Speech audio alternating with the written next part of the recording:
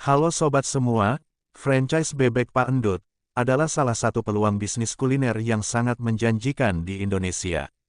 Apabila sobat tertarik untuk mendaftar franchise ini, maka langkah pertama yang perlu sobat lakukan adalah mengunjungi situs resmi bebek Pak Endut atau menghubungi tim pemasaran mereka.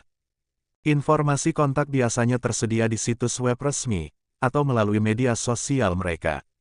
Setelah itu, calon franchisee harus mengisi formulir pendaftaran, yang berisi data pribadi dan informasi mengenai lokasi yang diinginkan untuk membuka cabang franchise. Mengisi formulir ini penting, untuk memastikan bahwa sobat sebagai calon franchisee memenuhi syarat dan dapat melanjutkan ke tahap berikutnya. Setelah formulir pendaftaran diisi dan dikirim, maka selanjutnya tim dari Bebek Pak Endut akan melakukan evaluasi awal terhadap calon franchisee.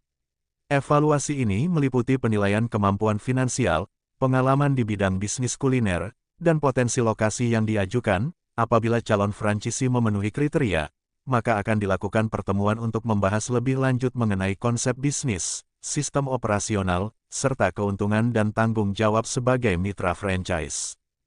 Tahap berikutnya adalah penandatanganan kontrak franchise. Sobat calon franchisee harus membaca dan juga memahami setiap klausul dalam kontrak sebelum menandatanganinya. Kontrak ini mencakup hak dan kewajiban antara kedua belah pihak, termasuk penggunaan merek dagang, standar operasional, dan dukungan yang akan diberikan oleh pihak pusat. Setelah kontrak ditandatangani, maka calon franchisee akan melakukan pembayaran biaya franchise sebagai tanda jadi, dan untuk memperoleh hak eksklusif dalam menjalankan bisnis bebek Pak Endut di lokasi yang telah disepakati. Kemudian berbicara tentang biaya franchise, harga untuk bergabung dengan franchise bebek Pak Endut sangat bervariasi, tergantung pada ukuran dan lokasi outlet. Biaya awal biasanya mencakup lisensi penggunaan merek, pelatihan karyawan, dan dukungan pemasaran awal. Pada umumnya, biaya franchise untuk bebek Pak Endut berkisar antara 200 juta rupiah hingga 300 juta rupiah.